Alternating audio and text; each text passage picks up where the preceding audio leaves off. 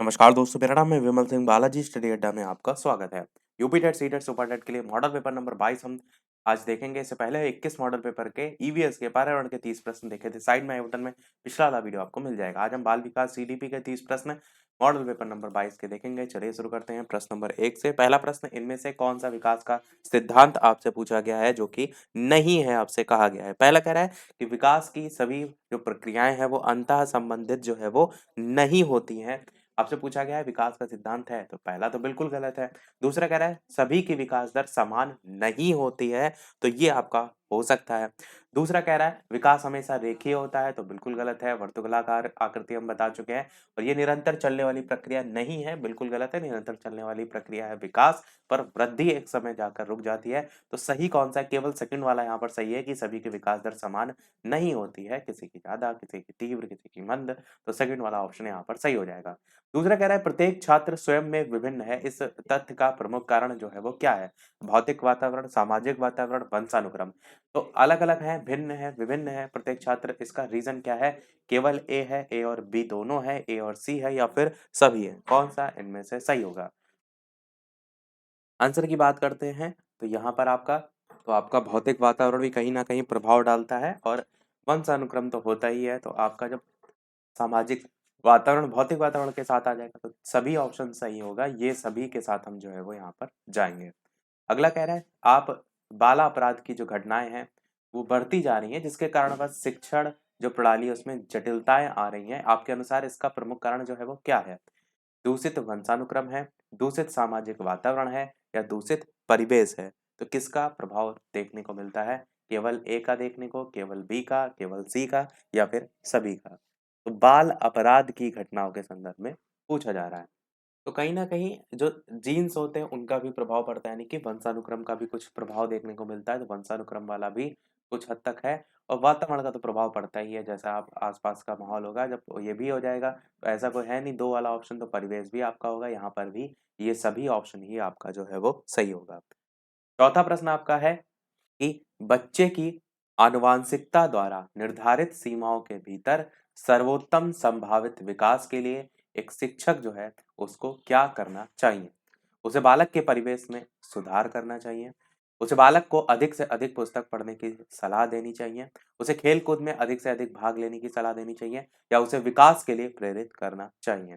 तो बच्चे की आनुवांशिकता द्वारा निर्धारित सीमाओं के भीतर सर्वोत्तम संभावित विकास के लिए शिक्षक को इनमें से क्या करना चाहिए? तो आंसर की बात करते हैं तो उसका जो परिवेश है उसमें जो है वो सुधार करना चाहिए। ये आपका ऑप्शन सही होगा, क्योंकि कहीं न कहीं आनुवांशिकता द्वारा जो गुण उसमें खराब आए होंगे तो वो आप परिवेश में सुधार करके जो है उस चीज़ को सुधार सकते हैं। तो वही यहाँ पर लिखा है, आनुवांशिकता द्वारा निर्धारित जो सीमाएँ हैं उनके भीतर सर्वोत्तम अगर संभावित विकास है तो शिक्षक को उसके बालक के परिवेश में सुधार करना चाहिए। पाँचवाँ प्रश्न आपका है कि मनोविज्ञान शिक्षा के क्षेत्र में सहायता देता है और बताता है कि शिक्षा के कौन-कौन से उद्देश्य निर्धारित करें, शिक्षा के आदर्शों का निर्माण कैसे करें, शिक्षा के उद्देश्यों की पूर्ति कहाँ तक संभव है, और शिक्षा के उद्देश्यों का निर्धारण किस प्रकार किया जाए? तो आंसर की बात करते हैं इन 4 ऑप्शन में से। तो मनोविज्ञान शिक्षा के क्षेत्र में सहायता देता है और ये बताता है कि शिक्षा के जो उद्देश्य हैं, उनकी पूर्ति कहाँ तक जो है वो संभव है। छठा प्रश्न, इनमें से कौन बालक के विकास को प्रभावित करने वाला आंतरिक कारक है? ये आपको यहाँ पर बताना है। तो बुद्धि है, या फिर शारीरिक कारण, या फिर आनुवांशिक कारण। इस तरीके से 3 पॉइंट दे रखे हैं, बताना है केवल ए और बी, केवल सी, या फिर सभी। आंसर की बात करते हैं इन 4 ऑप्शन में से। तो आपका ऑप्शन यहाँ पर बालक के विकास को बुद्धि भी प्रभावित करती है, शारीरिक कारण भी प्रभावित करती है, जैसा शरीर है उसका भी प्रभाव देखने को मिलता है। किसी एक अंग से अगर विकार है तो वो भी प्रभावित करता है, और आनुवांशिक गुण तो करते ही हैं। तीनों ही यहाँ पर भी आपका सही होगा। तो ये सभी आपके बालक के विकास को प्रभावित करने वाले आंतरिक कारण जो है उसमें आ जाएंगे। और आंतरिक बात की गई है तो शारीरिक जो आपका विकार है, तो ज़रूरी नहीं कि कोई बाह्य रूप से ही हो, आंतरिक रूप से विकार जो होते हैं वो भी प्रभावित करते हैं। जैसे कि आपका रीढ़ की हड्डी हो गई। 7वां प्रश्न देखते हैं कि छोटे शिक्षार्थियों को कक्षा-कक्ष में समवयस्कों के साथ अंतःक्रिया करने के लिए प्रोत्साहित करना चाहिए, जिससे शिक्षक कक्षा-कक्ष को बेहतर तरीके से नियंत्रित कर सकें, एक-दूसरे से प्रश्नों के उत्तर सीख सकें, पाठ्यक्रम को बहुत जल्दी पूरा किया जा सके, या वे पढ़ने के दौरान सामाजिक कौशल सीख सके। कौन सा सही होगा? तो आप क्या कहेंगे, कक्ष में जो छोटे शिक्षार्थी हैं उनको जो समवयस्क हैं उनके साथ अंतःक्रिया करने के लिए प्रोत्साहित करना चाहिए, जिससे पढ़ने के साथ-साथ वो जो है सामाजिक कौशल जो है वो भी जो है वो सीख सकें। फोर्थ वाला आपका ऑप्शन यहाँ पर सही होगा। 8वां कह रहा है शिक्षा के संदर्भ में सामाजिकरण का क्या मतलब होता है? सामाजिक जो मानदंड है उनका सदैव अनुपालन करना, अपने सामाजिक मानदंड खुद बनाना, समाज में जो बड़े लोग हैं उनका सम्मान करना या सामाजिक वातावरण में अनुकूलन और समायोजन। सामाजिकरण क्या होता है शिक्षा के संदर्भ में? आंसर की बात करते हैं तो वातावरण जो है, सामाजिक वातावरण जो है उसमें अनुकूलन और समायोजन, ये आपका ऑप्शन यहाँ पर सही होगा। 9वां प्रश्न कह रहा है कि पियाजे के अधिगम के संज्ञानात्मक सिद्धांत के अनुसार वो प्रक्रिया जिसके द्वारा संज्ञानात्मक संरचना को संशोधित किया जाता है वो जो है आपकी क्या कहलाती है? प्रत्यक्षण, समायोजन, समावेशन या फिर स्कीमा? बताइए, पियाजे के अनुसार जो है यहाँ पर पूछा गया है। आंसर की बात करते हैं इनमें से तो आपका ऑप्शन यहाँ पर समावेशन जो है वो सही होगा। क्वेश्चन ये पूछा भी जाता है, आपको याद रखना चाहे समावेशन जो है इसे जो है वो कहते हैं। 10वां प्रश्न कह रहा है कोहलबर्ग के अनुसार सही और गलत के प्रश्न के बारे में निर्णय जो है वो लेने में शामिल चिंतन प्रक्रिया को क्या कहा जाता है? सहयोग की नैतिकता, नैतिक तर्कणा, नैतिक यथार्थवाद या फिर अनैतिक यथार्थवाद? बताइए कौन सा सही होगा। साथ ही साथ वीडियो पसंद आए तो लाइक भी करते रहिएगा। इसी प्रकार अच्छे अच्छे प्रश्न हम प्रैक्टिस करते रहें। लाइव के जो टाइमिंग है वो दोपहर के 3 बजे की भी है और एक शाम के 8 बजे की है, जिसमें इस समय हम यूपी टेट के लिए मैराथन करा रहे हैं, उसको अवश्य देख लीजिएगा। वो सभी एग्जाम के लिए इंपॉर्टेंट है, पर यूपी टेट का ये भी एग्जाम है तो उसी को लेकर हम चल रहे हैं। तो आंसर की बात करते हैं तो नैतिक तर्कणा आपका यहाँ पर सेकंड वाला ऑप्शन जो है वो सही होगा। सही और गलत प्रश्न के बारे में निर्णय कोहलबर्ग के अनुसार जो चिंतन प्रक्रिया उसे कहते हैं नैतिक तर्कणा। 11 प्रश्न आपका कि निम्नलिखित में से किसका कथन है कि ज्ञानात्मक जो विकास है वो नकल पर आधारित ना होकर के खोज पर आधारित होता है? ये भी अच्छा क्वेश्चन है। बताइए, जीन पियाजे क्या है या फिर आपका कोहलबर्ग का है या फिर स्किनर का है या फिर वाइगोत्स्की का है? तो बताइए इनमें से कौन सा जो है वो सही होगा। किसका कथन है कि ज्ञानात्मक विकास नकल पर आधारित ना होकर के खोज पर आधारित होता है? आंसर की बात करते हैं तो जीन पियाजे जो है पहला वाला ऑप्शन यही आपका जो है वो सही हो जाएगा। जीन पियाजे जो है इन्होंने ये कथन दिया था। 12 प्रश्न कह रहा है इनमें से किसने बच्चों की अंतः क्रियाओं को उनके विकास का मूल आधार माना है? Lawrence Kohlberg, Lev Vygotsky, Jean पियाजे या फिर स्किनर? बताइए इनमें से कौन सा जो है वो सही होगा। किसने बच्चों की अंतः क्रियाओं को उनके विकास का मूल आधार माना है? आंसर की बात करते हैं तो लेव वाइगोत्स्की जो है आपका ऑप्शन यहाँ पर सेकंड वाला सही होगा। अगला देखते हैं आपका 13 प्रश्न, इनमें से किसने नैतिक विकास की जो अवस्था है उसके सिद्धांत का प्रतिपादन जो है वो किया था? जीन पियाजे, लॉरेंस कोहलबर्ग, फ्रायड या फिर सीयर्स? बताइए कौन सा इनमें से सही होगा। नैतिक विकास जो है उसकी अवस्था के संदर्भ में पूछा गया है कि किसने जो है वो इस सिद्धांत का प्रतिपादन जो है वो किया था। आंसर की बात करते हैं तो आप जानते हैं लॉरेंस कोहलबर्ग का जो है नैतिक विकास का सिद्धांत है। 14 प्रश्न, एक अच्छे शिक्षक के रूप में व्यक्ति का बुद्धि परीक्षण के जो परिणाम है उसको जानने के बाद इनमें से किस व्यवहार से जो है वो बचना चाहिए? परिणाम के आधार पर सुधार के लिए परामर्श देना, परिणाम के आधार पर कम बुद्धि वाले बच्चों का चयन कर उन्हें कठिन कार्य करने से रोकना, पर बुद्धि परीक्षण का उपयोग अनुसंधान में बच्चों का व्यापक सहयोग लेने के लिए करना या शिक्षक को बुद्धि परीक्षण के परिणाम के आधार पर कोई भी कार्य नहीं करना चाहिए? तो कौन सा व्यवहार जो है उससे बचना चाहिए? तो पहला तो सही था, दूसरा वाला आपका गलत था। इससे बचना चाहिए कि परिणाम पर आधार पर कम जो बुद्धि वाले बच्चे हैं उनका चयन आप कर रहे हैं, फिर उन्हें कठिन कार्य करने से रोक रहे हैं, तो ये काम आपको नहीं करना चाहिए। अगर आप बुद्धि परीक्षण जो है वो कर रहे हैं एक अच्छे शिक्षक के रूप में, जो बुद्धि परीक्षण के बाद जो रिजल्ट आया है वो ऐसा फिर आपको जो है वो नहीं करना चाहिए कि कोई कम बुद्धि वाला बच्चा है तो एक कठिन काम आप कह रहे हैं नहीं बेटा तुम तो कर ही नहीं पाओगे, तुम रहने दो, तो ये नहीं करना चाहिए। 15 प्रश्न कह रहा है इनमें से किस कथन से बुद्धि और बुद्धि परीक्षण के महत्व का पता चलता है? व्यवसायिक मार्गदर्शन में बुद्धि परीक्षण की जो भूमिका है वो अहम होती है। बुद्धि परीक्षण के द्वारा प्रत्येक छात्र की सही उन्नति के मार्ग को प्रशस्त किया जाता है। अनुसंधान के जो विभिन्न घटक हैं उनका चयन करना होता है। तो बुद्धि भी एक आधार होता है ताकि कम से कम त्रुटि हो। तो आपको बताना है सही कौन-कौन से हैं, ए और बी या फिर केवल बी या बी और सी या फिर सभी। तो बुद्धि और बुद्धि परीक्षण के महत्व का पता किस कथन से आपको पता चलता है? तो आप कहेंगे व्यावसायिक मार्गदर्शन में बुद्धि परीक्षण की भूमिका अहम होती है, बिल्कुल सही है। बुद्धि परीक्षण द्वारा प्रत्येक छात्र की सही उन्नति के मार्ग को प्रशस्त किया जाता है, बिल्कुल सही है। और अनुसंधान के विभिन्न घटकों का चयन करना होता है, तो बुद्धि भी एक आधार होता है ताकि कम से कम त्रुटि हो, बिल्कुल सही है। तो ये सभी आपका ऑप्शन यहाँ पर जो है वो सही हो जाएगा। अगला कह रहा है आजकल बुद्धि परीक्षण का उपयोग शिक्षा जगत में व्यापक रूप से हो रहा है। निम्नलिखित में से कौन सा शिक्षा जगत में बुद्धि परीक्षण के सदुपयोग का एक उदाहरण है? बस इतना सा आपको यहाँ पर प्रश्न में ध्यान देना है।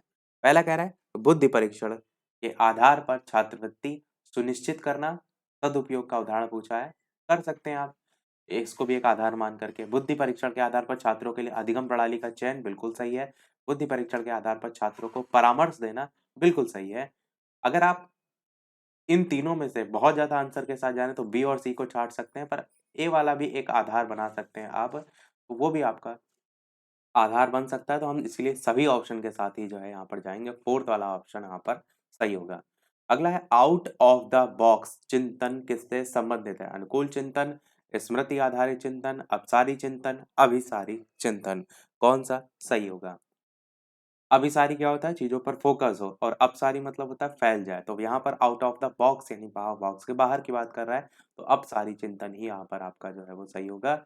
और इसको मैंने काफ़ी बार एग्ज़ाम्पल्स के ज़रिए बताया कि जब कोई पर्टिकुलर क्वेश्चन आपसे पूछा जाए, जैसे महात्मा गांधी जी का जन्म, तो आप डायरेक्ट एक सन बता देंगे और 10 लोगों से पूछा जाए, सब वही सन बताएँगे। और महात्मा गांधी जी के बारे में आप क्या सोचते हैं, तो सबका आंसर अलग-अलग आएगा। तो अलग-अलग आंसर आ रहा है, अपसारी चिंतन में ही आपका आ जाएगा। अगला कह रहा है कि कई पदों के योग से बने जो पदबंध हैं, वो जो है वो क्या कहलाते हैं? वाक्यांश, शब्द, वाक्य, मुहावरे। कई पदों के योग से बना जो पदबंध है वो कहलाता है वाक्यांश। तभी तो कहते हैं ना वाक्यांशों के लिए एक शब्द। इस तरीके से आपका होता है ना। 19 प्रश्न। दौड़ते हुए स्कूल जा रहा था राम का भाई, वाक्य जो है इसके संदर्भ में पूछा गया है कि वाक्य विन्यास की दृष्टि से सही है, लेकिन अर्थ जो विज्ञान है उसकी दृष्टि से गलत है। ऐसे ही अर्थ विज्ञान के सही, वाक्य विन्यास गलत, या अर्थ और वाक्य विन्यास दोनों सही या दोनों गलत, कौन सा सही होगा? आंसर की बात करते हैं तो दौड़ते हुए स्कूल जा रहा था राम। अर्थ अगर आप निकालेंगे तो आपको समझ में आ रहा है स्कूल जो है वो आपका जो बच्चा है राम जो है जिसका नाम है वो जा रहा है, दौड़ते हुए जा रहा है, तो अर्थ तो आपका क्लियर आपको समझ में आ रहा है। पर वाक्य आपका ये गलत है, यानी आगे पीछे दे रखा है। तो सेकंड वाला सही है, अर्थ विज्ञान की दृष्टि से तो सही है, लेकिन वाक्य विन्यास की दृष्टि से जो है वो गलत है। इसको सही करेंगे तो राम पहले ले आएंगे, राम का जो भाई है वो स्कूल दौड़ते हुए जा रहा था, इस तरीके से। 20 प्रश्न। सार्थक शब्दों का व्यवस्थित समूह जिसमें अपेक्षित अर्थ प्रकट हो क्या कहलाता है? स्वनिम, पदबंध, वाक्य, रूपिम। कौन सा सही होगा? इसे हम क्या कहते हैं? सार्थक शब्दों का व्यवस्थित समूह, जिसे हम वाक्य कहते हैं। जैसे हमने ऊपर एक वाक्य को बनाकर भी आपको दिखाया, तो उसमें सार्थक तो शब्द होते ही हैं और साथ में उनका व्यवस्थित समूह भी होता है। आगे पीछे उसका क्रम आपका सही होना चाहिए। 21 प्रश्न। वह नित्य गाने की कसरत करता है, वाक्य। यहाँ पर भी वही चीज़ पूछा गया है कि किस आधार पर सही है, किस आधार पर गलत है, बताइए कौन-सा सही होगा? तो वह नित्य गाने की कसरत करता है।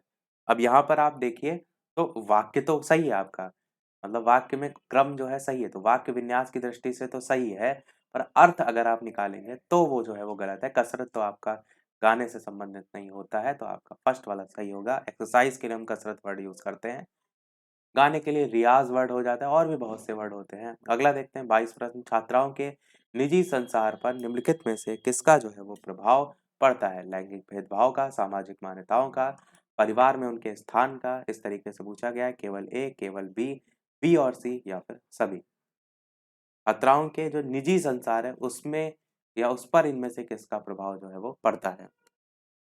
आंसर की बात करते हैं इन चारों ऑप्शन में से, तो आपका ऑप्शन यहाँ पर लैंगिक भेदभाव भी होगा, सामाजिक मान्यताएँ भी होगा और साथ ही साथ परिवार में उनका स्थान भी होगा।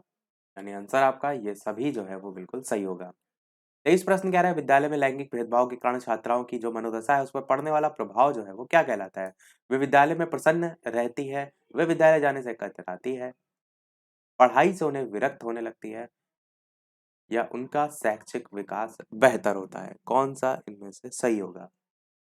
विद्यालय में लैंगिक भेदभाव के कारण छात्राओं की मनोदशा पर पड़ने वाला प्रभाव। आंसर की बात करते हैं तो पढ़ाई जो है उनसे उन्हें विरक्ति होने लगती है, उससे भागने लगते हैं।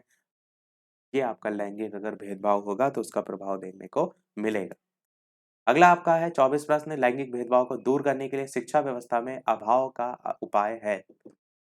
छात्र छात्राओं के लिए असमान प्रावधान हो, समान प्रावधान हो, विशिष्ट प्रावधान हो या कोई नहीं, कौन सा सही होगा?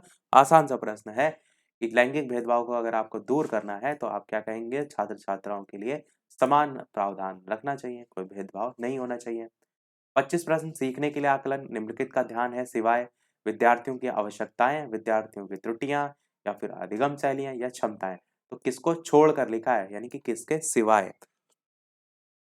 तो सीखने के लिए जो आकलन होता है वो आपका विद्यार्थियों की जो आवश्यकताएं हैं इनको छोड़कर बाकी त्रुटियों का आकलन के संदर्भ में, अधिगम शैलियों में भी, क्षमताओं, इन सभी में आता है। फर्स्ट वाला आपका ऑप्शन यहाँ पर सही होगा।